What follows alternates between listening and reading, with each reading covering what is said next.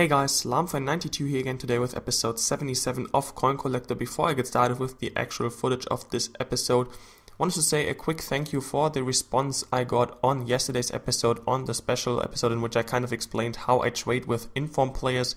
That got quite a few good responses and seemed to be at least a little bit helpful for a lot of you guys, so that was actually what I wanted to achieve, of course, and I'm very glad that it actually managed to do that for most of you.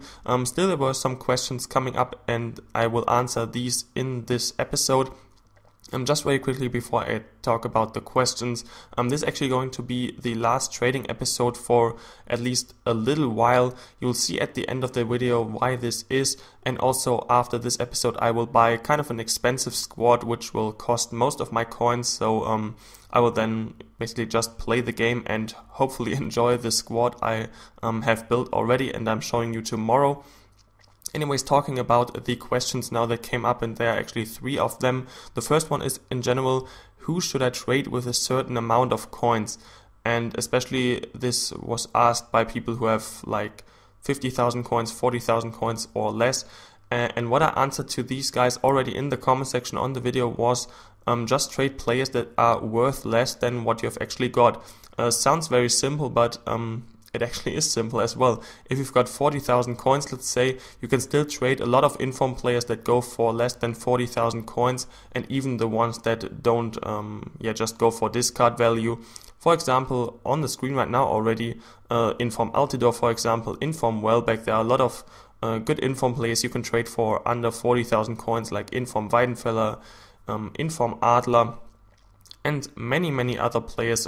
Just look for them, and basically you can apply this method with any kind of coin total you have, at least let's say above 20,000 coins, I'd say. So the next question was, do you look for certain abilities in the players you trade? Kind of a good question, because I actually didn't explain that in yesterday's episode, so my apologies first of all for that. I generally look just for players that look good all around. Of course, you don't want to go for the worst inform players in the game with just horrible stats, because to be honest, no one wants to buy them and you won't be able to make profit of them, at least not as quickly as on other players.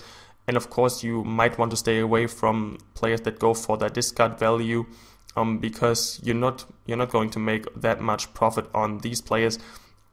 And how I look at it, kind of when I look for inform players is, let's say for this Berbatov, for example, if I was going to build a Bulgarian squad, or a squad he would fit into, maybe a Barclays Premier League and Bulgarian kind of hybrid squad, something along those lines, if I had this kind of team, would I actually put him into my team, and would I want him to play in my team as a player?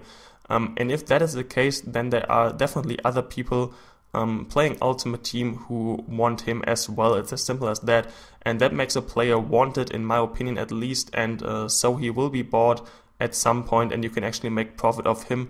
That's just how I look at players I trade.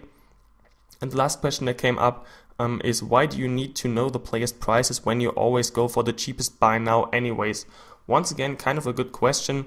This actually, first of all, of course, to be able to judge the prices of the players better. Let's say price changes throughout the day, let's say from midday to in the evening perhaps, when on midday there aren't many people playing Ultimate Team, so there aren't as many cards on the market as in peak times. So maybe the prices change throughout these times, because when the players are rarer on the market, or more rare, then they might as well go for a bit more than they actually go for when there are more of them on the market. It's as simple as that.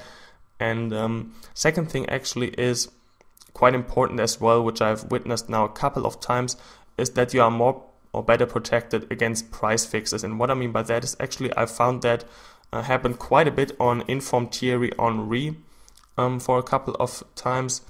And that was someone bought all of the Henrys that were on the market and then just set his price up very high. And so he could make a profit on them.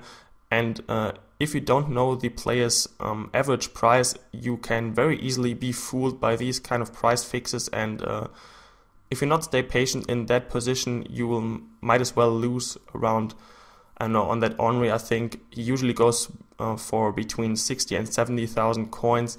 And at that point, when someone price fixed him, he actually went for 90 to 100,000 coins. So you could make a huge loss on these players.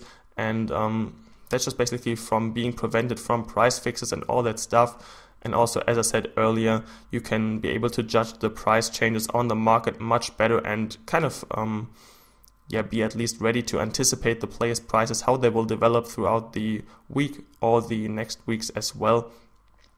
So these were kind of the questions that came up. Very good questions indeed. And as I said, I forgot to kind of answer them or basically talk about them in yesterday's episode. So very good. People asked them in the comment section on the video. And actually, we are now basically through to a lot more trading.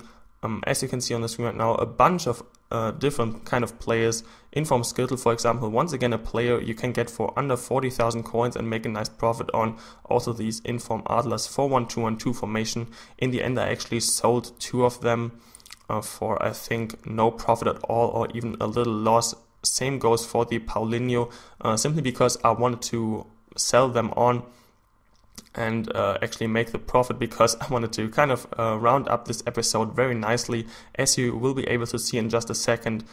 Trading the last 2 players here in from Alaba 4-1-2-1-2 formation, and then El Shaarawy in the left forward position. As I said yesterday in the episode, kind of important to look at the positions on the players there. And as you can see in the top right hand corner now, I have for the first time ever on Ultimate Team at one point at least have over 2 million coins at the same time, which is just amazing in my opinion. I'm kind of happy I managed to achieve that. And as you can see on the screen, every player sold, and now I have 2,002,762 coins, which is very nice, and I will spend most of them on the team I'm about to build. This is actually going to be the end of this episode, guys. As always, a like is greatly appreciated if you did indeed enjoy it and if it was helpful to you at least a bit. Other than that, thanks once again a lot for watching, and I will talk to you later.